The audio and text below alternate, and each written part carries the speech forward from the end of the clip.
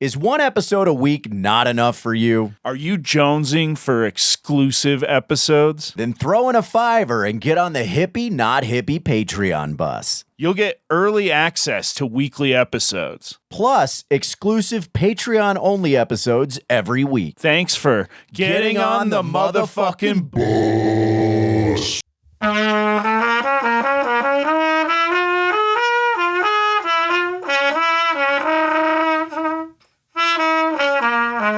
I'm Zach Moss. And I'm AJ Finney. And this is Hippie Not Hippie.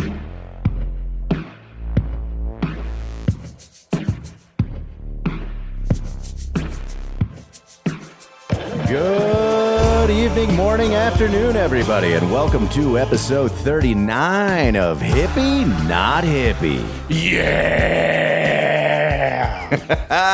And if you're watching the video right now, you might realize we're not in the Hippie Not Hippie studios. We were lucky enough to be invited to the Conscious Alliance studios here in Broomfield, Colorado. And sitting between us, the amazing, illustrious Robbie Marx, everybody. Artist extraordinaire, author, I believe, podcaster, overall busy man. Busy man. Yeah. How you doing today, buddy? Oh, I'm doing great. Yeah, I know the first time I encountered Robbie's work is he did your shirts. Yeah, he did the High on My Own Supply shirts. Yep. Yep, and man, have I heard that pitch a bunch of times. I've heard the story of you guys meeting Robbie from the stage a bunch of times. Have you ever heard the way that AJ pitches the shirt? I have not. Oh, man. We should, so I pitched the shirt about how we met at a music studio, or at a music festival. And while talking, I brought up the fact that I was sober. And then Rob goes, "Wait, no, you're sober?" And I was like, "Yeah, I'm sober." And he goes, because nothing about me radiates that energy. So you could see the confusion when he goes, "Yeah, but you're still all like," and I was like, "Well, yeah, I mean, I can do drugs. I just don't need drugs. It's a day after Thanksgiving up here every day. I'm living on leftovers." Nice. And then that pitches into the glitter and the pitch of the entire meditation man. Yeah. And I mean, we are really, for the most part, if we're focusing and doing things, we are high on our own supply. Yeah, absolutely. And that's really the joy, you know? Yeah, the joy of everything. Right. Yeah, that flow state. They should stop calling it flow state, and they should start calling it high on your own supply. Ah, man. Yeah. There we go. Yeah, and it's interesting, like, as far as flow state, most of the time, I don't know what day it is. Really? I don't keep track unless I have to. I do check my schedule, as far as I have alerts that go off. I was like, man, Robbie, did meeting you here at a specific time really fuck your whole world up? It doesn't. Well, I planned it all in the flow, man. Yeah. So, So do you not concern yourself with time of day either? Do you just put yourself in a studio and just work until the project is done? Well, and like generally at home, when I'm at home focusing most of the time, when the wife gets home or the kid comes home, I generally stop working. Okay. And then when they, go to bed or leave, then I go back to work. And, Gotcha. I just generally try to stay focused. And while I'm working, I'm like listening to books, I'm listening to texts, I'm listening to just all this different stuff and accumulating information, and kind of like building my own strange kind of worldview. So you don't work in silence. You like to have a bunch of different mediums going on at the same time. Well, when I'm sketching, I'll do melodic music. Something that's very. What's your go-to lately? I do a lot of Mozart, a lot of Chopin, like very, very melodic oriented classical music, I find, or I'll do music scores. And it's like just very ambient, and I can kind of just like lose myself in it. Nothing with the vocals. Oh, really? Yeah. So you feel like the words actually just take you out of it? Well, they are constantly pecking at me almost, and I don't want to pay it. I'm more concerned about sinking into the work and creating and making a piece. You know what I'm saying? So it's like a trance kind of state thing will work, but then as soon as verbiage gets wrapped into it, it can pull you out of whatever state you're in. Right. So, but that's just during the sketch phase. Once I'm doing the ink and I'm doing the color work, that's really, I just put on, like, sometimes I'll put on, like, a 2 or 3 volume book set and just sit. And it's almost like a boat where I'm like riding this book through the waters, and as I'm doing the work, I see the work happening in front of me, and it just kind of accumulates into the finished piece. Gotcha. Yeah. Now, Rob, where were you born? I was born in Jacksonville, Arkansas. Are you serious? I did not know that. Yeah. So I'm a Jacksonville kid. Wow. Like Leonard Skinner, Yeah. Wow. Jacksonville, Arkansas. Yeah. I did, because you live in New Hampshire. I live in New Hampshire now, yeah. So how did that come about? Well, initially, after going through a divorce and my mom meeting who she's with now, my current father, dad, we basically moved around every 2 or 3 years. So I lived in 23, 24 different places before I ended up where I am now. And now I've lived there longer than I've lived anywhere. Wow. So you like New Hampshire? I do.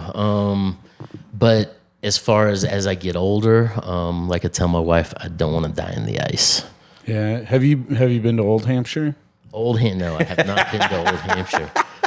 Yeah. Where is it even? Somewhere in England. Yeah. Just Hampshire. Yeah. Hampshire? Yeah. Nice. Yeah, don't want to die sliding on the ice? Yeah, and 3 of our neighbors have actually had that happen. They've died? Well, on the ice? so one of them fell and he did end up dying, Mr. Wilson. Then his wife died a couple days later directly.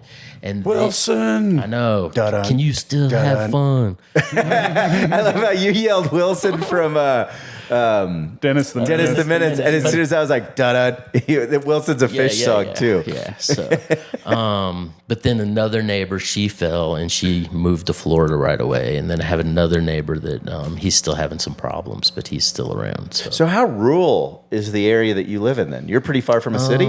I'm probably 30 minutes, 25 to 30 minutes from a grocery store. It's a long ambulance ride with a broken hip from falling on the ice. Well, that's like I know a few people out in Humboldt County, and they were saying all those old people that were basically having all the pot farms out there. Yeah, that they grew out there to be at one with the wilderness, and now they're getting old, and they're like, we got to get the fuck out of here. I love the idea of going, I want to be one with nature, and then at some point you're like, my knees hurt. Yeah, but does it really even? It doesn't snow in Humboldt. No, but they're just so far out that the ambulance ride, if something were to happen, they just want to be closer to a facility, A lot of those places too, like there's a lot of off-grid locations in that area, right? Yes. So, yeah. Wow. Yeah, I like New Hampshire when I was there. I thought it was a good place. Seafood's great. You got all 4 seasons. Where I'm at, we usually get about a week or so of 20 below. Whoa. Yeah, and then I burn wood, so I'm always hauling wood and tending to the hearth, and that's something I'm doing in addition, while I'm doing the art. So, but I'm pretty much a hermit in the winter, just making art. Yeah. Okay. And then I come out in the summer and tool around and see some people, and it's almost like the breath. You inhale, and then I go out and I exhale, and I'm like been in this balance, and I've been doing this going on 35 years with the exception of COVID. So you've been creating art for 30 years. During the winter and then traveling during the summer? Summer, yeah. And when I was like 13, 14, probably till I was about 17, around in there, I was DJing. So I was actually traveling around the different parts of the country, DJing at different places. So what kind of music? Hip hop. I used to go down to like the Gulf Coast a lot, so I was doing a lot of Miami bass, a lot of electronica, and I was in like the 90s, in the late 80s, early 90s. Okay, yeah. So, but I was also making the flyers for the everything I was DJing. So I would draw these, house party flyers or these civic center flyers, or just wherever we were playing, and then we'd go to Kinko's and run those off and go out and hand them out to who it's like, hey, and we'd charge at the door. Yeah. And it got to the point, when I think I was like just 16. My mom co-signed on the Civic Center in Greeley, Colorado, so that I could basically throw an event. Whoa. And we had like 4 DJs and, like basically put out flyers and everything. And then we got like a foot of snow. So, Oh, and did you lose your ass? We didn't lose our ass because we really didn't have anything in it. Yeah. Other than, me and my friends that were all DJs, we were just, there and kind of, we did have a turnout. I think it ended up paying for itself, but we didn't make any money off that one. Fuck yeah. There was a rave at my Civic Center in my hometown in Rapid City when I was a kid. And it was fucking, there was like 3,000 people there. Yeah. And my town was like 55. Yeah. 50,000. So there was 3,000 people there. And a lot of, it was crazy because there was a lot of older folks that had just came because they wanted to try ecstasy. oh, wow. Too funny. Yeah. So was this around the time, I know at the mid 90s, there was a hotline you could call to figure out where the raves were happening. But you're saying in the South Dakota, this was just an advertised event. Well, raves became mainstream. So there's your underground raves, and then there's your mainstream raves that were advertised and flyered and had security and all of that. And I think that same summer, a few weeks later, there was an underground rave in the Badlands where you literally had to drive over on a bridge made of boards. Oh, wow. Where they had boards laying across the fucking, like a gully. Yeah. And you drove across there and back around. None of the lights could be seen from the road. And the base, there was this big hill blocking the base. And it was just a totally underground rave. Just raving in an underground bowl. I DJ'd a few of those back in the day, man. Yeah. Wow. In the Badlands? Not in the Badlands. Or just underground raves, but out here in Colorado and Wyoming. And and there was big raves going on up here. The first rave I ever traveled to go to was I went to Sun Festival. Well, no, it wasn't Sun. It was Round 2, I think, is what it was called. Okay. There was a few rounds, and that was in Colorado Springs. But I traveled to go to that rave. And there's like thousands of people. Is that the one? That's not the one where you met the guy from the Air Force or whatever, right? No, that was Sun Festival, where Okay. I traveled with the guy from the Air Force and went to the rave, the Sun Festival rave in 2000. Zach ended up petting a dog that ended up being this guy's girlfriend. Yeah, I got puddled at that rave. Somebody, my friend got puddled and then was like, who likes acid a lot? Oh, there's my buddy Zach. We'll give him this unknown. Yeah. We'll fucking make his arm soaking wet. right, Yeah. right. That was a wild one. But no, I used to do a lot of that rave. What was you said you DJ'd hip hop. Do you remember some of the first hip hop records that you bought back in the day? Man, probably around the time that the Beastie Boys dropped their first So it's like Beastie Boys, like I'm Beastie like, Boys was it like Sugar Hill Gang and shit like that, or was it just Yeah. a little bit after that? It was a little bit after that. I ended up getting into the Sugar Hill Gang, researching and going back and finding older stuff. Yeah. But it was like, there was a lot. It was about the same time NWA was coming out. Yeah. I was into like a bunch of West Coast stuff, King T. And then you got the East Coast, I was into like Big Daddy Kane. And then you go down into the Gulf Coast, and I was into like Dynamix 2, which, is one of my favorite artists from that time, and you can't even find any of his stuff. Yeah, I was gonna say I don't even know who that is. Right. Dynamix 2? Dynamix 2. Like also or like Dynamix II. like all right. Yeah. So like there was one before him.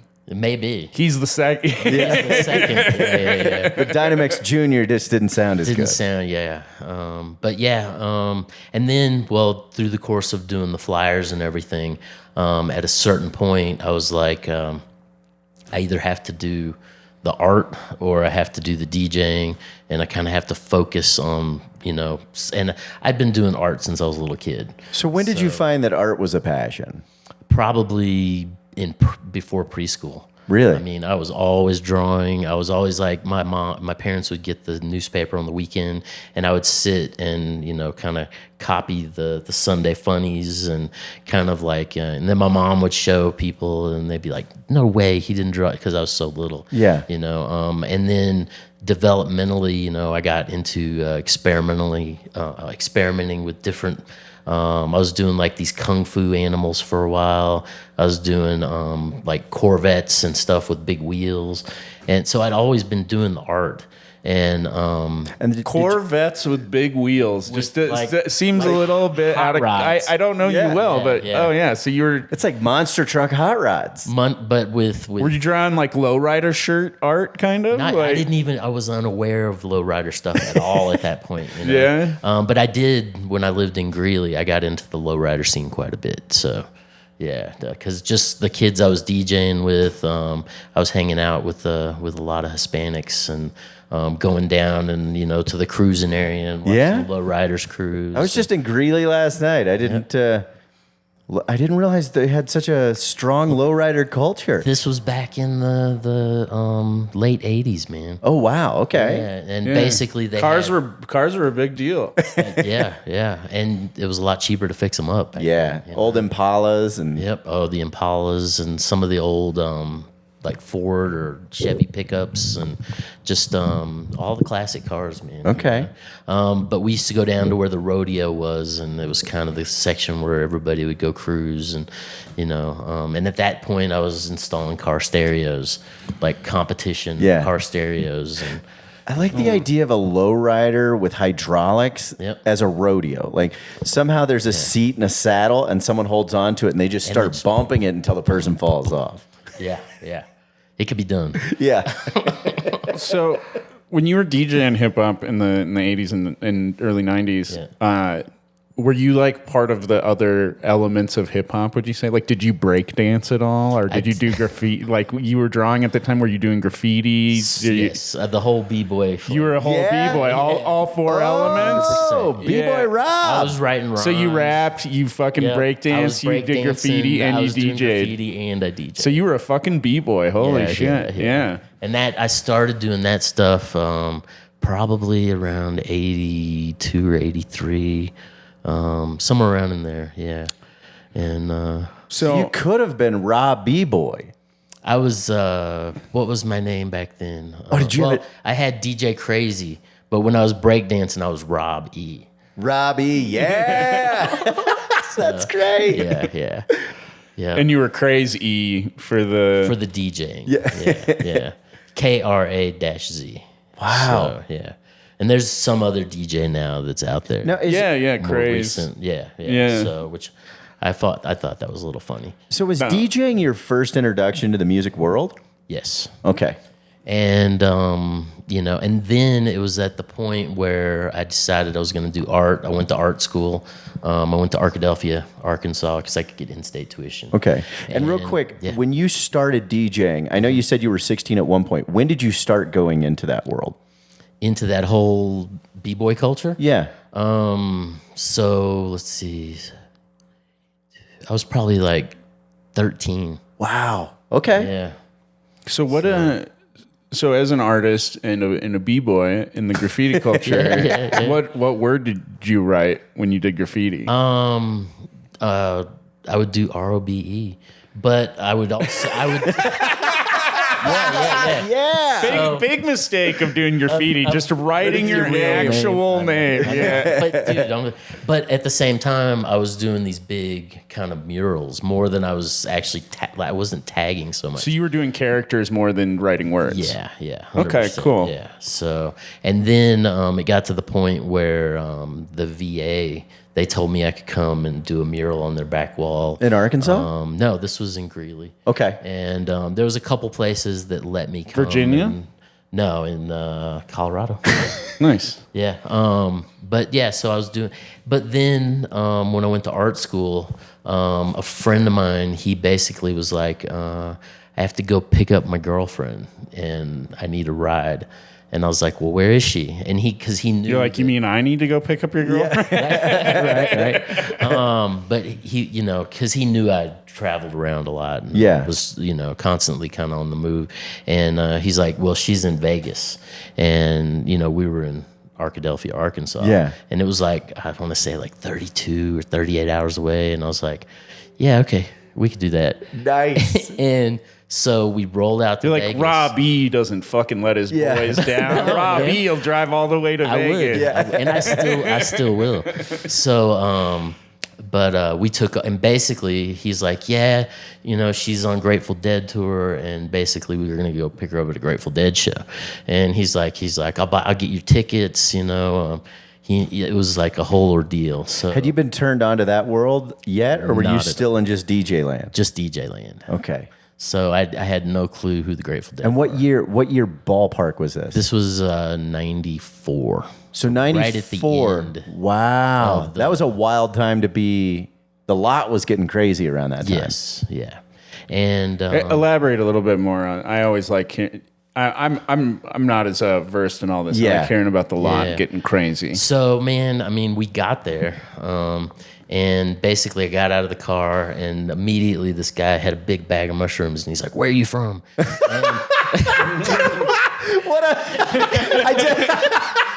It sounds like what people think happens when you get off a plane in Colorado now. Like you land to Denver, and they're like, "What you looking for?" Yeah.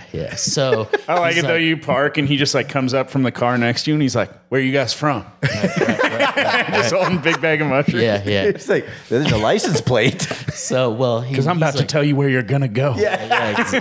So he's like, "Oh, you're all the way from Arkansas." He's like, "You get extras," and. So I gauged the amount by the mileage driven. So we're walking around the lot, man, and just there's people selling beers, there's people selling art, there's people selling. That was the first time I saw Phil Cutno, if you know who he is. I don't know who Phil Cutno is. So back in the day, Phil Cutno basically he had black and white drawings that he used to do, and he would travel around on Grateful Dead tour, selling his art. Okay. And at one point I remember he had this big like Greyhound tour bus, and there was a big sign in the front window and said looking for drivers. And he basically would just, and I was like this guy is out here going city to city basically hustling his art. Gotcha. I thought for a second you were gonna go, I just drove 30 miles. I drove 30 hours. No. I could drive this bus. You're like, between these mushrooms this guy gave me, my recent experience of being a road warrior, I am ready to take this job. I could fly this bus. Like the magic school bus. But anyway. Yeah, so, basically that was the point where I was like, I think I can kind of take my art and come out here and kind of do this. So this is your first experience with the Dead. You're on Shakedown, and you see this guy, and you realize this guy's making a living traveling around selling his art on Shakedown. His art, right. And you're like, this is now something that might be possible. This was something now that in my mind was completely feasible. So. Did you go to the shows? Yeah, I went to the shows. Front row, Jerry. Whoa. Yep. So I got dragged up there and watched the whole show. I remember second set when Steal Your Face came on, I decided I had to leave. Yeah. So I ended up walking around outside in the parking lot for a few hours, and finally ended up meeting up with my friends. And it was and that was pretty much the beginning of me following these bands around. That's the fascinating thing, is that sometimes you go, and it's like that song. Sometimes you're shown the light in the strangest of places if you look at it right. Oh yeah. And you just happen to end up there. Zach was at the Boulder show, one of the Boulder shows this year, and I think that he had an interesting adventure throughout everything. We kind of talked about it on our Patreon episode. Yeah, but it was fun. Yeah. Did you end up with weird eye contact from Jerry sitting on the front row? Did you get any of that? It's hard to, man. There was a spacer there, and there's a lot of lights going on, and But I did. And I was avoiding eye contact. Well, man, they had a fan going on him, and so his hair was like flowing back, and like at one point during one of the songs, it seemed like he was crying. Oh yeah, but it was just a lot of sweat. It could have been. It was Vegas in the summertime. It was definitely fucking sweat. Yeah. Well, maybe tears too, but Yeah. man, Vegas is fucking hot in the summer. Yeah, Vegas. And how many people does Sam Boyd hold? Something like 80,000 people or something. Ooh. It's a huge arena, you know. So you realized that art was possible. You figured out at this point that you wanted to pursue art over DJing? Yes. So wow, so these things kind of just fell into place. You're like, I know that art is what I want to do. You take this road trip. You're like, holy shit, I could do this. And you're like, well, good thing. This band's not bad.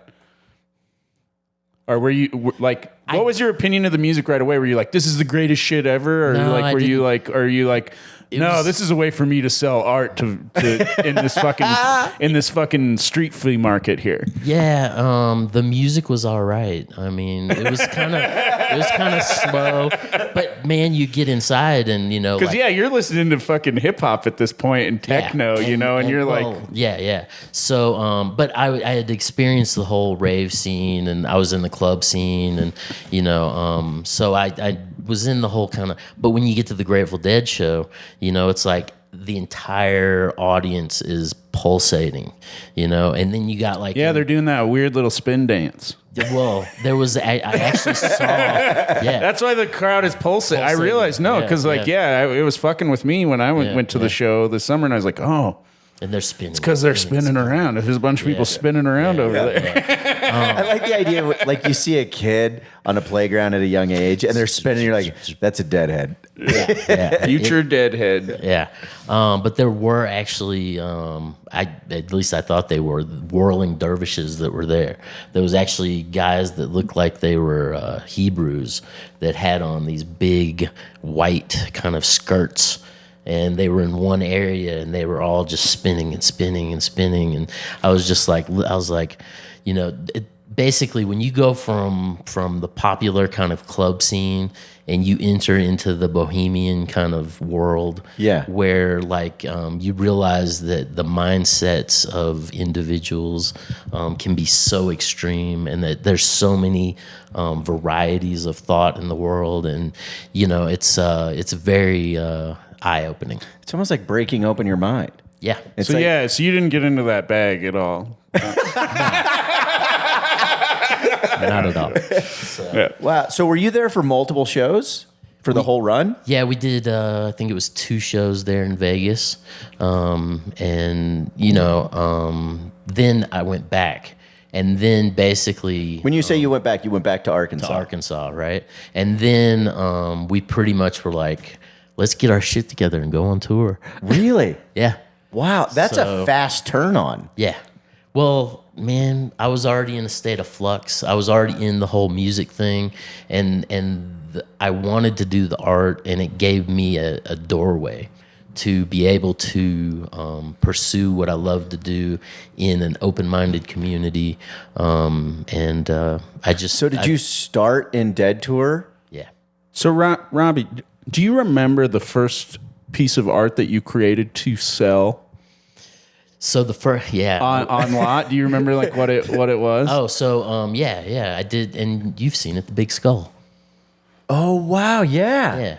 Where there's like a Buddha meditator in the center. Well, right. There's the purple skull. Yeah, the downward facing pyramid, and like it's the sun, and then this female goddess kind of figures holding it up, and then so you had prints made of it. Yeah, like big prints, like 27 by 37 inch posters, right? Oh wow! And basically by that, because you figure on Grateful Dead tour, man, we were selling burritos, we were selling crystals. My wife was doing hair wraps, like we were doing. So you were married at the time already? Well, no, she was my girlfriend, and I dragged her out on like that was the other thing. I just met Elizabeth, man. And you're like, our life is going to be very nomadic. Yeah. So I had been to that show by myself, right? And then I met her in New England because I had taken somebody home for Thanksgiving. Was she into this whole scene? Her brother was. Okay. So, and I was hanging out with her brother, and we were kind of really tight. And so I took him home for Thanksgiving, and then she ended up riding back with me, and he ended up riding back with the girl that Elizabeth rode up there with. Okay. And immediately... Classic swapperoonie. Yeah. It's stereotypical, but so true. Yeah. So immediately after we were like back, because she was going to she was in school in Conway and I was in school in Arkadelphia, and school hadn't started yet. So immediately I was just like, hey, let's go to New Orleans. So I drug her down to New Orleans. Yeah, man. So I drug her down to New Orleans, and we were down there for like a week just hanging out. Was it for a show or let's just go to hang? Let's just go to hang. Yeah, because New Orleans is the fucking best. That's why. Yeah, for sure. I've still never been. Still my favorite city in the country. Thank God. Really? Oh, yeah. You guys switched, because like if you didn't, like she would have ended up with her brother. Funny enough, right? When we got there, me and her brother, we got to her parents' house or their parents' house, and they took her younger sister, and she slept on the couch. So I was in her younger sister's bed, right? So Elizabeth comes in to say hello to her sister, and she flips on the light. And I sit up. So she always tells people that she met me in her younger sister's bed, which is great. You know? What a great tale. Yeah. So, but yeah, then okay. So the first poster, I got it printed up, and would you be able to send us a picture of that so we can put it in the? I think it's still online. I can grab it. I think I can grab it. Okay, cool. They're around. But basically, I got it printed up, and this Jerry, because we were doing all the other miscellaneous stuff. And then for a while, I was selling beers, like big boy, fatties, and just doing it that way. So were you just working on lot to make a living and potentially go in to the show? To go to the shows, okay. yeah. So, and we were seeing every show that we would go to. We went in. Okay. So and then at a certain point, you start to see within the subculture, certain individuals going down for, like this person would have a backpack full of acid. Yeah. Or, this person would, and it's just so you start to become more conscious of the possibility of arrest. Right. And right. I have been arrested and stuffed in, the cop car for misdemeanor, basically vending selling beer. And no, I always managed to stand far enough away from it that they couldn't, do anything. But nonetheless, so I was like, I have to, basically I was like, I got to start making art. Yeah. Do something where they can't touch me. And so I printed up that first poster, and I went to a Phil and Friends show at Red Rocks, and I had 70 of them. And so this had Jerry died at this point? Yes. So he died in 96? 95, yeah. So shortly after So I want to say this was like 97. Oh, whoa. Yeah. Was that when he was touring with Willie Nelson? Do you know? There were some Willie shows. Okay, because I think I saw that tour in Kansas City at Sandstone. Okay. Somewhere around there. Yeah. But it was Phil and Friends, I guess, at the time. And so I took that poster, and I went to Red Rocks, and I stood right there at the top of the two bottom lots, and where everybody kind of funnels up before they put the steps in, before they put all the, stuff in. Basically, I sold all 70 of those posters in about half an hour. Wow. What were you moving them for? $10. Whoa. So, I was like, this is career path. Yeah, you just $70 in 30 minutes. That's pretty good. 700 or 700. Yeah. Wow. Yeah. So. I love working with AJ. I pay him $7 a show. Yeah. It's great. Yeah. So at the end of the year, I'll make $10. Well, if you pay him in increments of 7, you can't do the math. Right. So you can give him whatever. No. Playing harmonica for a cheeseburger. Yeah. Dylan quote. So yeah, pretty much. Then I printed up another. I ended up down in Dallas, Texas. A friend of mine was down there, and he was working in a print shop. So we kind of went in and printed stuff. I had friends in print shops in different parts of the country. How did you meet all these? Was that through art school? Yeah. Okay. Yeah. So I basically went down there, and he squeezed me in, and we printed some prints. And then I had 2, and then I had 3, and then I had 4, and then I had stuff rotating in and out, and I started doing stickers, and then it got to the point where I couldn't just haul it around because I had a board, and I was basically like guerrilla vending on lot. And if the police would roll around, I would just take my board and kind of kick it under a car and just act like I was hanging out. Gotcha. So I think I've seen a picture of you standing with that big board. Yep. There's a couple different. At a point, that became 2 boards, and I put it on hinge, and I would just kick it out like a big sand. And it had 2 big posters and a bunch of smaller stuff. And so, could you get popped for moving art? It's and I've argued with state troopers and I've argued with local police about the fact that it's constitutionally free speech. Okay. And even to the point of being freedom of religion, because I'm actually propagating my philosophical ideas into the artwork itself. One time I was in Memphis and I had a group of state troopers all just basically form a circle around me. Yeah. And they were like, we got you for, illegal event. And it's a misdemeanor, man. Why are you sending like 8 troopers to surround me? I didn't realize that vending, just like vending on lot, was illegal without a permit. It's like what keeps people from just setting up a store in front of your fucking house on the sidewalk. It's the same kind of, that's the rationale behind the law or whatever, is that it keeps people from just, so that you have to participate in capitalism better and pay your taxes and get a lease and fucking have a storefront and, get the proper permits and fucking, feed the beast. Feed the machine. Yeah. But traditionally, when you go back into history, there's always been a place for traveling artists to be able to set up their fair in every city. It's culturally, it goes back thousands of years. Was there a name for that area?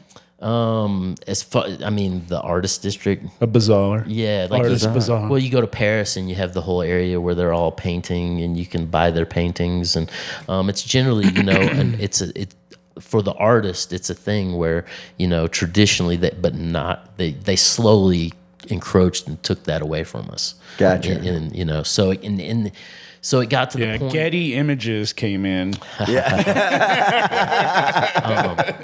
And bought up all the free art, all the places where people could put their art. No, if you want to show your art, you got to pay Getty. Yeah.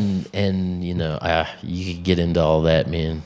But nonetheless, when I started getting arrested, basically I was like, I have to now have a booth.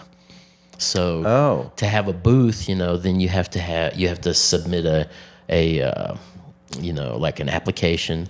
You have to have an insurance policy for like $1 million for 10 by 10. So wow. And this is a pop-up booth that you would see on Shakedown. Right. Well, but that's the thing. There's the outside vending and then there's the inside vending. So it's 2 different things. So at a point I moved inside and became a quote unquote legitimate vendor. Oh, so every vendor, anything in Shakedown, it could be seen as illegal vending. Correct. That's when you became mind-boggling. Inside Rob. Yeah. Rob I got trapped. Right. So it's like Rob 2. But yeah, so I did that for a while, and I went from a 10 by 10, and basically it's a full. You've seen my 10 by 10 walk in, and eventually that got up to a 10 by 20 at one point, and I had like a full art gallery with T-shirts and it's lucrative, and I did well. But this wasn't just on Deadlot. You had moved into other. Well, so when Jerry died, we were following. I ended up in Europe for a summer following the Cosmic Charlies around because I knew the bass player, and I was doing some posters for them in Europe. No, those guys are those guys from here? Are they a Colorado band? The Cosmic Charlies? No, they're from space, bro. Yeah, exactly. But it's a dead tribute. Yeah, it's not the fucking Colorado Charlies, bro. Right. It's Cosmic Charlies. Yeah. So I mixed my C's up. Yeah, but Roger Waters' son, Harry Waters, he was in that, and what a wild name. Yeah, dude. Yeah. So and he was that's where I don't want to swim. Yeah. The Harry Waters. The Harry. But man, he was playing the keyboard that the Hammond that they used to make Dark Side of the Moon. Oh wow! So they were, then I came back to the States, and we were following Phil and Friends, the other ones, and through that time I was also like bouncing off Fish. So since '94, pretty much, I started doing Fish shows, and then at a certain point. Fish has been touring for 30 years. Fish has been around since like the 80s? 80s, like 87 or 88, I think. So as a person that's been around, because you were there obviously before Trey got sober. Oh, yeah. And a lot of people, there are handfuls of fans that say that the shows were, I want to say they're different, but I've had people go, "Are you going to Fish?" And they're like, "I saw him when he was messed up in the 90s. I don't need to see it now." Since Fish took the hiatus in 2001, I have not seen another Fish show. Really? Really. Wow. It's, and people have offered to buy me tickets, and but I have a whole different dynamic as far as my life now. But how was, I guess my curiosity as a person who follows around a lot of different bands, and I've been in different lots, did you notice a difference between Fish Lot and Dead Lot? Yes. Okay. They throw everything and yell at the Fish Lot, right? Well, no, the Fish Kids were pretty good. That would be the Widespread Panic crowd that throws, and the Dave Matthews Band kids are the worst. I was just trying to make this is wild to me. But the Fish fans inside the show, they do throw glow sticks a lot. That's a massive thing. I was just talking about like the market in Seattle where they throw. Oh, they throw I'm the just big- making I'm making bad jokes over here. Don't listen to me. Actually, I lived out there. I used to go up into the market in Seattle. Pike Place. Yeah, Pike Place Market. For sure. Me and my wife went there on our honeymoon. So, fuck yeah. Did Throw the fish. I don't think know, that's how they. They throw it like a football, man. Yeah. It's You gotta have grip. Dude, if you miss that and you take it, like it's gonna hurt, right? It's a heavy fish. it's a good sized fish. Yeah.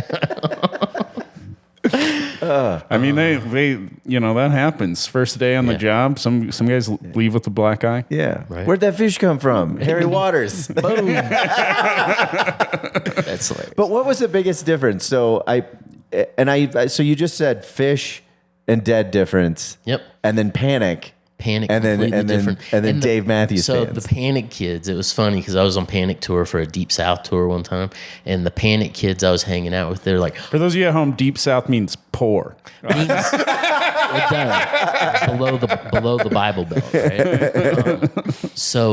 But there was this a couple of kids, and they were always like, "You damn Fish kids, just coming on and taking up all our market." What? They were like, it was like this, defending the street corner or something. Really? Oh yeah. Well, yeah. so wow. So they're like, you Fish kids coming with your. Yeah. We know that you don't really like drawing widespread panic stuff. Exactly. That's wild. So it's like Panic kids hated Fish kids, and Dead people were like, "We were here first. We were here first."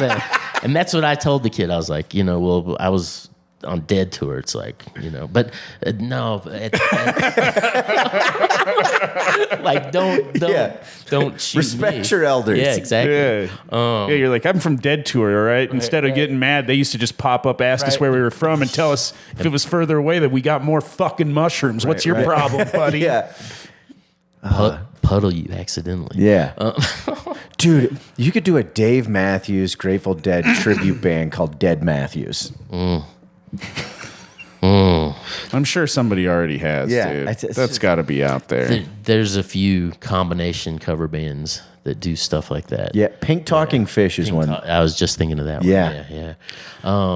But at the maximum on Fish tour, before What are you laughing at? Yeah. No, I just forgot something that happened this week because I've been walking a lot lately, and I was walking and I saw a dad with a Dead and Company tie dye on, pushing a stroller with his kids, and when I walked by, I go, Dad and Company. Did he laugh? No, he did not think it was funny. Oh, dude. That's hilarious. He seemed like the guy that was like, it's fucking Daddy's Day, and I'm overwhelmed. Yeah. I've got too many kids. One would be fine, but if there's two of them, I don't know what the fuck to do. And now this long-haired asshole that's all by himself, just walking Talking free in the shit to world, me. is talking shit to me. Yeah. Too funny. But Yeah, Dad and Co. Yeah. Is that a shirt? Do they make those? It needs to be. I think it is because I've seen Grateful Dad. Grateful Dad. Yeah. Yeah. My daughter got me one of those. Yeah. Yeah. So, but when I on Fish, the maximum before my daughter was born, I was doing 9 months out of the year on Fish. Were you making Fish art or just selling big exhales in the past? Selling. You used to inhale a little bit less time back then. Yeah. So, but basically, it was all my own art. And at one point, and that was for like 2.5, 3 years I was doing that.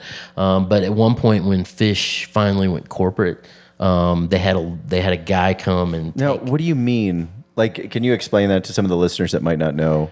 There was a point where Fish got basically lawyered up, and they ended up suing a friend of mine, Waldo, that used to do all the Fish knockoff shirts. Okay. And they held up his business. He ended up winning in court, and Fish had to pay out to him. Wow. But he took that money and he's out in Cali now. But nonetheless, they had a team basically going around the lot to all the regulars that were there, and they took one of everything I had, and they took it to the lawyers, and they were like, you can't sell this on lot because it has a picture of a fish, or because in the sunbeams here on this thing we can see the letters PHI, and I was like, it doesn't say that. That's not there. You're imagining that. You're looking for things that aren't there. Yeah. And, so they were looking for anything that they could say was quote unquote copyright, where when the Dead would kind of get involved in that sometimes, but they were just like, yeah, do what you want. For the most part. Yeah. And that's one of the things I thought for a while was the Dead was like, hey, use our stuff for whatever. Yep.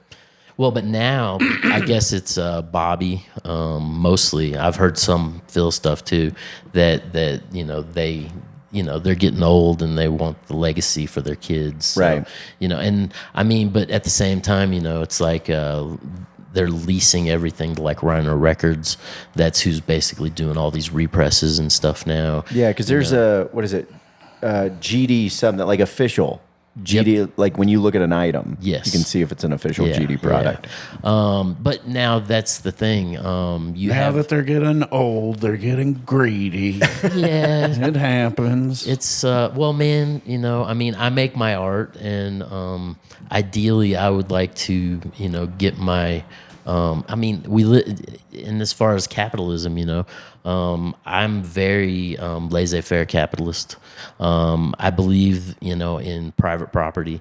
I think that these things are inherent in order for us to be able to live in a world where we can create. Yeah. Because it's just, fundamental rights. Human rights. But the whole thing with the money thing.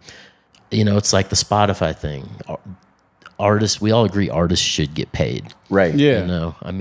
But at the same time, a lot of the art that I do, I donate for different purposes, to raise awareness, to raise, food for communities in need. So, a good portion of what I do is donated work. Okay. Well, and if you want to leave a legacy for your family or whatever, that's one, like when Fish came and did that, it wasn't like, we put all this work in a band and we're barely scraping by because before people even come in here, they're buying everything out there and we don't make any money. Right. Like that's not what was fucking happening. No. But that's the other thing, on Deadlot, most people, honestly, we're just trying to get enough together to go to the next gas money hotel and ticket. Well, and that was the big thing in... there's a documentary called End of the Road, I think, about 95/94 tour. Okay. And that was when there were people talking about like the Nitrous Mafia guys that were coming in. And they were like, look, we're moving tie-dyes. We're selling grilled cheese. Right. You barter with other people on lot so that everything is going back into the community. Circulatory. Yeah. And then these Nitrous guys were coming in and just cash grabbing. It wasn't just the Nitrous guys, man. You had Nitrous, you had the Molly, you had the L, you had like all the different... that's the thing. No matter what situation you're in regard to any city, state, country music festival concert. You have the bright and shining upper portion that is what draws you to it. That's the sparkling essence of the beauty that you're trying to capture while you're there, right? Yeah. And then you have the torrid underbelly. Oh yeah, what happens on lot after the sun goes down and everyone is asleep. Right. You know, and it's just interesting to see, you know, just a lot of the different moving and the shaking. And then what was it, Wakarusa, that you know, that second year. I'm not familiar with any of this. So Wakarusa, they set up and it happened in Arkansas. Is that it was in Walker Texas Ranger Festival? Wasn't it in Kansas first? Oh no, because I went the last year when the Big Woo headlined. Yeah, so the last year it was in Kansas. I guess what they did was the FBI went in and they set up cameras all within visible range, so they could basically see everything that was going on, and they monitored the festival for the whole weekend, and then they went around and got the bigger players that were moving big quantities, and they did a write-up on it in FBI magazine where like, this is the festival model for the future and how we're going to go in and monitor and, you know, track. And this is what we'll do. We'll let it go so big, and we're not concerned about small fish. We're looking for the people that are moving large product. Right. And there was something in regard to permits that they had to agree. Well, yeah, you got to get an MDMA permit if you want to sell ecstasy online. Yeah, exactly. You know? Well, back when I lived in Colorado and I lived in Denver, I remember that if you had weed on you, right? This is before they legalized it. You had to go down to the state house and get a tax stamp. And if they busted you with weed, they got you for illegal possession and tax evasion. Yeah. Wow. So, you know, it's... I heard some weird... I always thought it was like an urban legend, but it was something about like the stamp that's on the bottom of every pack of cigarettes. Like there's essentially one of those for marijuana too, and that they use that as some sort of weird loophole. Yeah, in some places, yeah. Because what's crazy, what I didn't realize is like when they bust somebody for drugs and the money they make, it's not just the drugs and the amount of money they have that they get in trouble for. They get in trouble for not paying taxes on the money they made from the drugs, and then I think they will take the taxes out of that money when they bust them. I'm pretty sure. I'm not 100%, but wow. But it's. So they just basically were like, all right, we're going to fucking watch everything, track everything. So what did that do to the festival community after that? Is that when they moved it? They were like, we're no longer in Kansas, we're going to go to Mulberry? Right, because that's why they went to Mulberry. Yeah. Okay, so Mulberry Mountain's in Arkansas. It's not too far from where Hillberry happens. Okay, Mulberry is different than Hillberry? They did do it 1 year at Mulberry. Mulberry is where... Yeah, it's just way bigger. I mean, what is it? 15,000 people, maybe? Something like that. Yeah. But yeah, so then, what was it? Fish. And then once Fish ended in 2001, I ended up jumping on Cheese. So that was when I picked up Cheese. Cheese and Panic were doing a flip-flop tour in 2001. And I did that. And so I was there in Kansas City. Yep. And that was the first time I was on lot. And this woman with dreadlocks was like, we're going to St. Louis. You want to go? And I looked at my girlfriend at the time, and she's like, we're going home. And I was like, oh. So, well, now that run, right, that string cheese run that year, if you had, I think it started in Nashville, and if you had the Nashville stub, then they would give you a free Little Rock ticket. So once you got and then if you had the Little Rock stub, they would give you a free like Kansas ticket. Okay. And then if you had a free Kansas ticket, they'd give you a free Colorado. So like you could just basically jump on tour and see all the shows. Wow, it was really interesting because that tour they were flip flopping. Like when I saw him in Kansas City, Cheese. I think Cheese headlined. It might have been Panic, and then the next night they flipped, and then every other time they would. Cheese would end it, it was kind of wild. Yeah. Oh, kind of like a Brett Hiker, Zach Moss tour. Yeah, yeah. And I don't know what happened, but that was I think one of the last times that Cheese and Panic worked together, because then there was some sort of weird falling out. I can't remember if it was management induced or I don't even know. Something happened. Yeah. Because I saw him at Phases of the Moon. Well, boy, I bet what was the lot like there with them flip flop and the cheese people are like, you fucking Panic assholes coming into my cheese scene. I feel like cheese people are pretty chill. Cheese people are the most chill people of all the scene. They're all just like, hey, Whatever. It's like a little more glitter, a little more rainbows. Yeah. That's like that's the one place, cheese shows are the one place I've seen more men like rolling around in dresses, just like, what's up? And I'm like, yeah, covered in glitter. Yeah. You know? Yeah, for sure.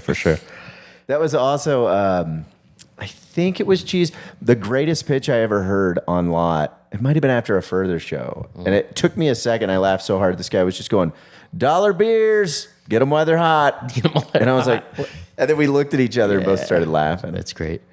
Nice. Dollar beers, get them while they're hot.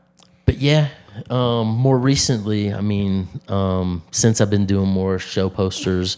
And how did you get, so from just doing different festivals and selling your own art, how did you get into show posters? Is that when you got involved with Conscious Alliance? Around the same time, yeah. Okay. Yeah. And how did that come about? What year are we in? Oh, geez. 21, 22 years ago. Okay. So basically. So around 2000? Yeah. 2002, something like that, yeah. But I started working for 1912 Productions.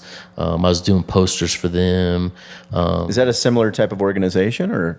They were a small production company in St. Louis that was doing like jam band kind of production. Were they tied in with like Jimmy and the Swag guys? No, but they did put them on. Okay. You know, and then at that same point, I kind of found the Swag floating around, and I don't know. I don't understand what's going on. So there's this the band. fuck are you guys talking about? I saw the gears going over there. So there's this band, the Swag, right? And basically they're a small Grateful Dead cover band, and they were throwing their own festivals. Yeah. So basically around Bagnell Dam time. That's when we met. It was around the Bagnell Dam, right? Before again another big bust. Right. And Jimmy was like, that's when we created Zoe, I think. Yes. Well, and that was so Jimmy, the Swag is a Grateful Dead tribute band that were throwing festivals and they were touring around. So people that had not seen the Dead, some people got turned on to it through them. Like I saw them more than I'd seen any other band for a long time. Mm. And then they turned into Zoe. No, Zoe. So that was. I see how that's confusing. Well, so Bagnell Dam was a location where they threw festivals, and Camp Zoe was an area that Jimmy had bought, so they could have private land for these festivals. Oh, to keep the FBI off for Swag stocks. Yeah. Okay. So and that was the whole thing. So they were doing these Swag stocks, and they would do one at the Bagnell Dam. They would do basically wherever a lot of these places were places that were hosting like biker rallies, stuff like that, kind of open community kind of, There's a place, I grew up in South Dakota around the rally, so I'm familiar with campgrounds where shitload of bikers and concerts. They just let it go. Yeah. And and Jimmy ended up buying in on Camp Zoe. Dicks out, fucking fucking tits flopping. People walking around with big Kona buds. It's like, what do you need? Yeah. But nonetheless, that whole thing, and if you listen to, Keller Williams' song, The Ballad of Camp Zoe, you'll kind of hear what happened there. But the state basically held it in probate until they fell through on being able to pay their taxes, and now they turned it into a park. Okay. So that was another place where I feel like they had been watching them for almost a decade, trying to gather evidence. And it does seem like, I mean, the area was beautiful, and I've not been since they changed it into the park. But it does seem like the state wanted that land for that state park. Yeah, they appropriated it. Yeah. But that was the thing. I was doing all the posters for Camp Zoe for, I don't know, however long that was going on. And, but so I... Now, was that the first... Because we talked about your shirt, the Midnight Moonlight. Midnight Moonlight shirt. Was that the first piece of art that you had done for them? That was when, so basically my friends Jason and Nico, who are on the West Coast now, they were like, they knew Jimmy, and they had talked to Jimmy, and Jimmy was like, yeah, if you guys want to make some shirts, do it up. Yeah. And so I basically was in a hotel room, and I watercolored this whole piece. that is this Midnight Moonlight piece. And basically it's like a skeleton rowing a canoe down this rolling brook with a jug of moonshine. And there's like, trees kind of to the side with the moon shining down, kind of smiling. And it says Midnight Moonlight. Yeah. And that was the first R. Marx piece of merch that I ever that bought. you got. Nice, Yeah. nice. So, and I don't know, that was later. That was probably 89. When you did that? No, 98 maybe. Okay. 98 around in there, 99. But nonetheless, so we, again, a printer friend of mine that, we snuck in during the dark hours and basically got the job on press, just for the cost of shirts. And so we had 2 big black trash bags of shirts and took them out and we were hustling them. Somebody out there talking? So we were out there hustling and, I don't know, we sold probably 50, 80 of them, something like that. And For Jimmy, what? You moving them for about $20? $10, man. $10. $10, dude. They're like old school lot prices, dude. If it's something's $10, people don't even think about it. Yep. If you go to 20, people are like, even though a $20 bill is like a $5 bill. Yeah. But nonetheless, Jimmy came out finally, and we had and he's like, all right, how much you want for the rest of them? And and he bought all the rest. That was my first buyout. Wow. Yeah. So. Okay. And then they sold them at the official merch, Yeah. For 35. for probably $20. Maybe. Yeah. But yeah, and gradually worked into, the scene and. Well, yeah, because Cheese played Camp Zoe. Yep. Which is wild to think of how big that band is now. Yeah, I really worked hard to try to connect all the people to make that happen. Yeah? Yeah. So I'm glad that ended up happening, man. And then after that, man, then Cheese ended up taking a hiatus. That was what messed me up. There was a period of time, Jerry was gone. Yep. Fish had gone on hiatus. Right. And then Cheese went on hiatus. Right. And it was just like, what? The community's just dying. Isn't there like a salmon or something? Leftover salmon, yeah. So that's anytime, dude.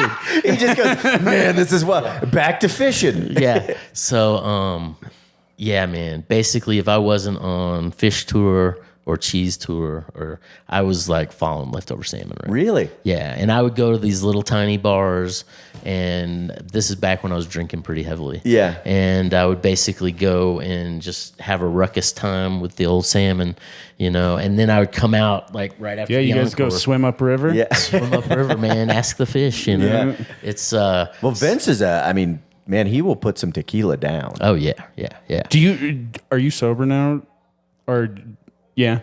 For the most part, I don't drink alcohol these days. Yeah. Yeah. I will have a sour, especially if it's like an apricot or a peach sour or something like that. I'll drink some mead on occasion, but for the most part, alcohol. I like it. You're like, I only drink fucking middle-aged Yeah. brews. Middle-aged, I yeah. drink sour. I like something that has a recipe in the Yeah. 1600s. Right, some right. mead, Yeah. something honey or sour booze. Yeah. That's it. Sometimes medicinally oriented. Yeah.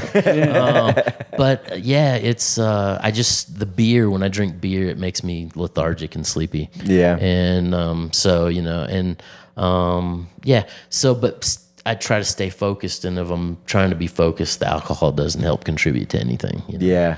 So, Well, and Salmon, that was one of those guys. That band was mostly in Netherlands, right, for the longest time, along with like Elephant Revival, all those, kind of And- Boulder-based bands. yeah.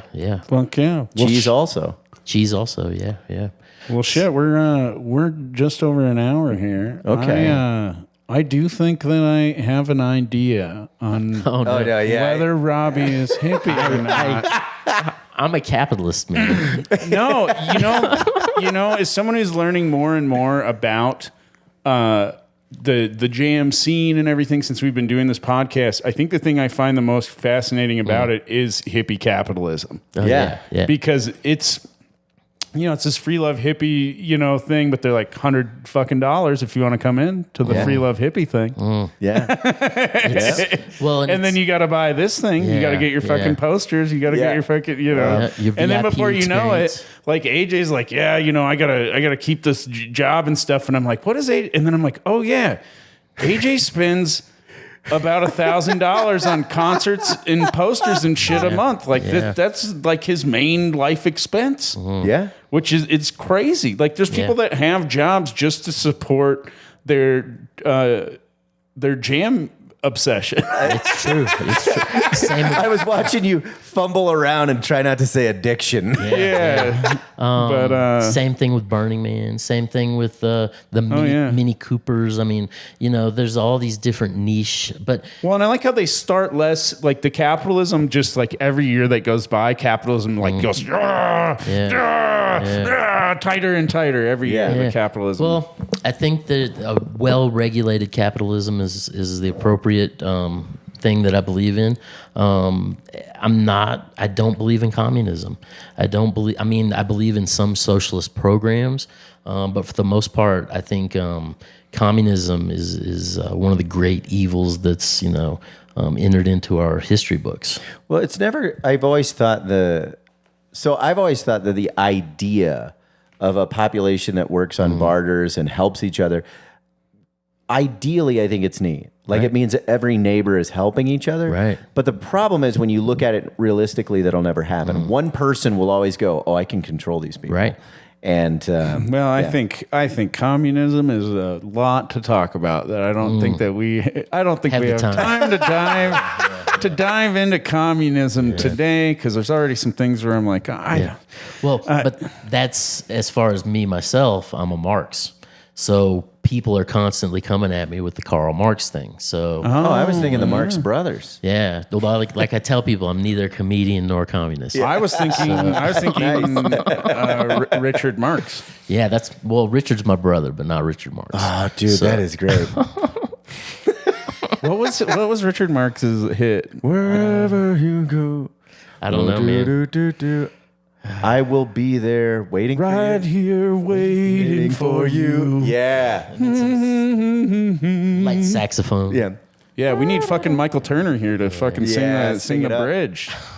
Oh man. So you've been working with Conscious Alliance since you met them, and you're just going with that. Can you explain to any of our listeners that might not know what the organization is, what they do? Basically we work for feeding communities in need.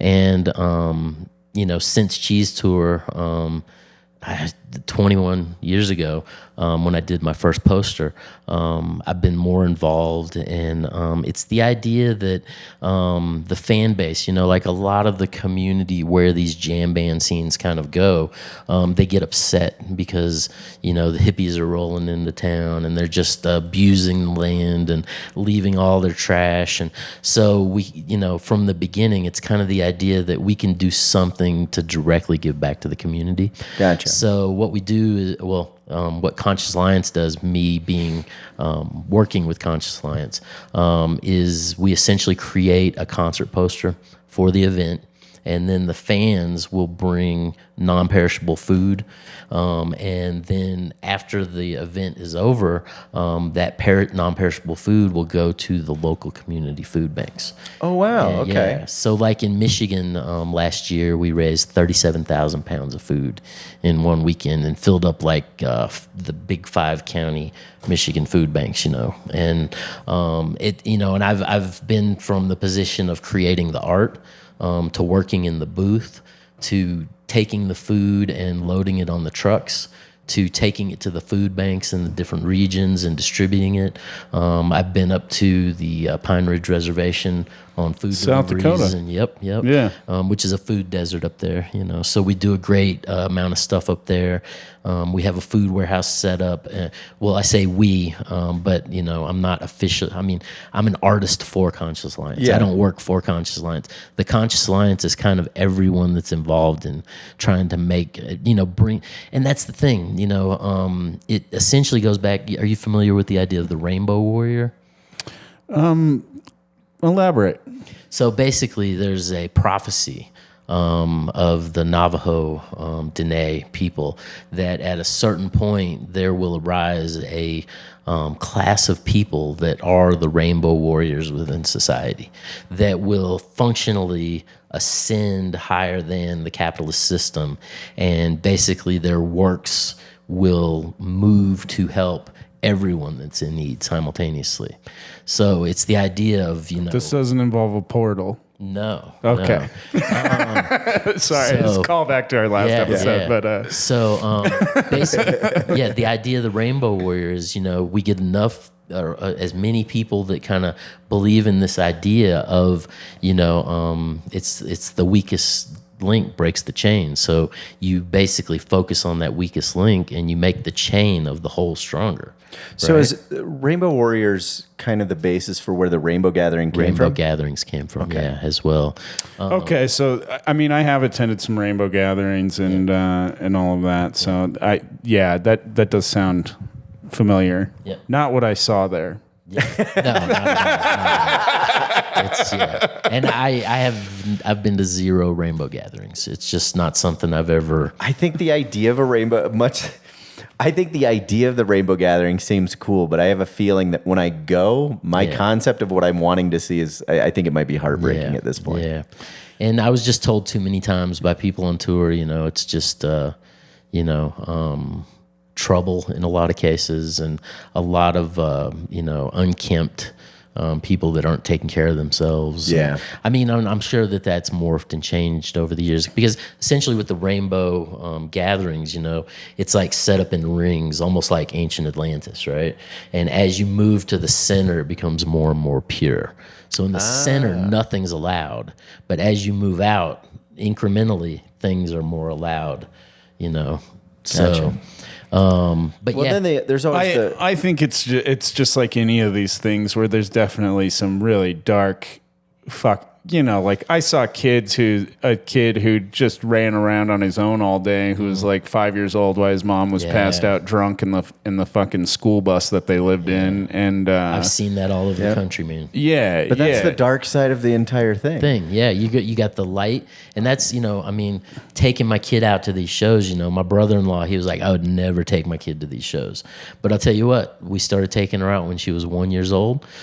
She has been on a lot, like almost her whole life, and we've educated her, we've talked to her, we've shown her both sides so she can get and then I see other kids that drop their kid, other people per se, the parents that drop their kids off at these festivals, give them a couple $100 and say have fun, just totally unattended, and they go in there and that's where they get into trouble. Yeah, and I don't want my kid to get gobbled up by the world. Right. So it's like I look at it as the best education, and what do they say? You take the kids and you front load them on as much experience as you can, in the beginning, and I am proud of my daughter, and it's like she cares about me. It's like, it's just a beautiful thing to see a child fully develop and want to be on their own and to, be fully rounded. And the way I see people rebel from being brought up that way a lot of times is really funny to me, because they rebel. Yeah, they go straight. Yeah. And then they go like they get real Christian, or they get, there's a lot of weird rebellion. Like, yeah, because if your parents are cool, it's like, well, fuck, I'm going to rebel by being a square. Right. Because I have to rebel, I mean, I'm not saying necessarily in your case, but I've seen that so many times where I find it hilarious. But we always kept her, around a positive group of people, and and she like as far as Conscious Alliance, we always used the booth as a home base. So she was from a very young time, like taking the food in, giving posters out, like going to the food banks, and we took her up to Pine Ridge, and like it was just heartbreaking. Yeah. I think the thing that's always fascinated me about Conscious Alliance was that hearing you talk about it, it's also a way. I feel like the majority of the world still has a negative opinion on hippies, and I don't think that all of that is skewed. So, I mean, the idea of like a hippie or what the world doesn't know is a wook type of situation And I feel what Conscious Alliance is doing in those organizations where you have all this destruction, they go, hey, these people are also still giving back. So it's kind of helping bandage some of the wound. Yeah. Well, and like how you were talking about hippie capitalism, right? Yeah. The way I look at it is, we're fish and we're born into water. So we have to swim in the water, and that water is the money. So it's a form of energy exchange. As far as hippie capitalism, I think that capitalism potentially is one of the things that frees us up and gives us the ability to prosper and share and do. Whereas, when you get into like monopoly capitalism, or you get into disaster capitalism, where capitalism is just a tool. So like I said, a well-regulated capitalism. But it's I do believe that we should be taking care of the least amongst us, as far as, from organizations that form like Conscious Alliance to church organizations that, do food banks. And I think there's multiple mechanisms. Yeah. But I think I did a charity event recently for a place that helps house homeless dogs. I can't. So it's weird because I'm looking at you and I'm going, is this real or is he? No, it's totally real. And when they were pitching it, we were like, and then it's like not stray dogs. It's like dogs that have an owner and they're both homeless. Yeah. They find a place for the dog to go live. And at first I was like, man, that's got to be real fucked up when you go to that. There's a person and a dog that are both like, yeah, we don't have anywhere to go. And you come and you get the dog and you're like, don't worry. The dog has a place to sleep tonight, and I'm just like, what the fuck? The homeless must feel really, But then I thought about it, and I'm like, I was homeless at one point in time. I do know a lot of homeless, I have known a lot of homeless people. Yeah. Some of them who do have animals. That is one of the hardest parts of if you can't, if you want to try and change that, like, you can't go to a job interview with your dog. You can't. There's a lot of things you can't do. With an animal. Right. So I'm like, okay, this kind of makes sense the more I think about it. But I was like, man, it's kind of fucked up that as a society, we love dogs so much more than people. Yeah. Well, and that's a whole other, that's an entire episode probably, but that feels like, and not that they are weak, but I feel like that is, when we talk about the weakest link in the chain, I feel like the homeless population has really gotten out of control. Yeah. Like, we're not taking care of our people. Homeless. What is it? Well, so we're not taking care of people's mental health. We're not taking care of a ton of shit. And in general, I think we're lacking on just taking care of our fellow human. And unfortunately, it is such a long discussion, but it does seem like for the longest time, the way of dealing with it was to turn and go, oh, it's not bad over here. And you go, yeah, but turn around. Yeah. And that also, this kind of ties back into Lot, where it's like everyone comes to the music and the idea of a spinning hippie with a flower in her hair. And you're like, oh, this is great. And then when the sun goes down, there's somebody... Yeah, literally just that guy's grinding eating that out on whole meth bag of mushrooms, and he's a fucking wild animal. He's feral.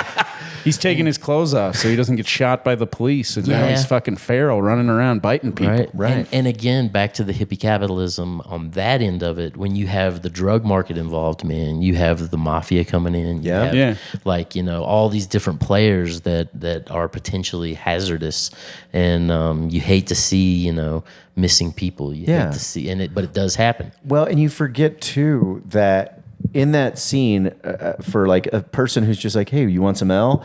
You think of it as a person that's just trying to get money, to get a ticket and to move on. But a lot of times, you're right, it is a big business that's coming in to move stuff. Yeah. There's so much capitalism going on. Right. Yeah. And well, when you get into markets, the biggest three markets as far as laundering money, moving money, over money itself are drugs, diamonds, and art. Yeah. Wow. Yeah. Well, I think that's a good place to end. What would you like to plug, Robbie? Let's see. You can check me out. Just Google the letter R, Marx, Marx, artist. and I'm pretty much everywhere out there. I'm on communist. Not communist. No. And I'm on Twitter, Instagram, Facebook. I have a Etsy page, Robbie Marx, artist, Robby. And then I also have the Meta Mindcast, METTA Mindcast, and that pretty much comes out every week, depending upon the flow of how many of these I'm doing. So okay, yeah. Oh yeah. Well, follow Robbie on social media. Check out his art. Buy some fucking art. Yeah. You can find that poster that he was talking about. His original poster, that purple skull, I believe, is on your Etsy page. It's not up right now because I'm traveling. Okay. So it's only up when I'm at home. But I do have, concert posters that I've done for various artists, and tapestries and T-shirts and different stuff like that. But yeah. Awesome. Well, and AJ has an album coming out at the end of the month here. I want to give a couple of pitches. I have an album that will release September 1st called Too Fast for Rain. Pre-sale is out now. Please go to iTunes, Amazon, check that out. Robbie Marx here actually did the artwork for the cover there of me on the mower, so check that out. There'll be merchandise wrapped around that soon. And the hat that I'm wearing right now is an original Rob. Yep. So, and you can find all my dates coming up at ajfinney.com. And, that's it on mine. Yeah, check me out at zachmaas.com, ZACMAAS.com for all dates. And then follow me on social media at MAAS Comedy, Moss Comedy. And I have an album coming out at the end of September. So you're going to get 2 albums from your boys in September. Yeah. One on the 1st, one on the 29th, one on the first Friday, one on the last. So, yeah, September's going to be a heavy month. Yeah, fucking help us get involved in this capitalism shit I keep hearing about. Yeah, help us get into hippie capitalism. So, Yeah. Do you want to make a call before we shut her down? Oh, yeah. No. We got to make a call. All right. Is Robbie a hippie? Yeah. So this is... I think we all kind of had an opinion before we got here, but there was some interesting things that came to light. But so you want on 3? Yeah. All right. 3. Oh, we going to up or down? You count it. Okay. Count it. I'm 3, 2, 1. Hippie. Yeah. I adamantly deny it. Hold on. Let's do it one more time. Okay. 3, 2, 1. Hippie capitalist. Oh, yeah. That's hilarious. I think the biggest selling point for me is the way that you see the world. That's the concept of how you look at people and the light that you want to bring into the world, I think, is what really lends me into that. Even more so than just being part of the jam band. Yeah. I love that Robbie was a beat boy, though, until he was in his 20s, basically. Yeah. Then he got bit by the fucking bug. It's, man. And really, I think like when you talk about it, you're like, no, man, it wasn't the music. It was this capitalism thing on how I could sell my art. Well, I got to move my wares. Yeah. So what does Too Short say? Get in where you fit in. Yeah. It's like... But yeah, definitely, yeah. See, little Too Short quotes here. Robbie will surprise you. So, no, thanks so much, man. It was nice. Yeah, man, this is fun, and thank you for Conscious Alliance also for giving us the opportunity. Shout out to Conscious Alliance, and make sure and when you see the Conscious Alliance coming through, you're going to go participate in some hippie capitalism. Yeah. Bring along some cans also, of you food. can go to consciousalliance.com and check out their organization and buy some artwork. Yeah, they have. As far as poster artists, it's we have a pool of a couple hundred. From Stanley Mouse, who did stuff for the Grateful Dead, to Robert Venosa, who trained under Salvador Dali. We have it's. I say we. Phil Lewis is, I believe, Phil a Boulder Lewis, guy. Yep. Kristen Juxmeyer, tons, Charlie Exclusive. Calling out my boys now. Yeah. So, shout them out. Yeah. So, but yeah, Yeah. All right. Hell yeah. Yeah, we have at this point 5 episodes out on the Patreon. Patreon. So, go support the Patreon. Get involved. Give us a little bit of that hippie capitalism. Hippie capitalism. And, thank you so much for listening. Like, subscribe, review, and thank you so much for getting on the motherfucking.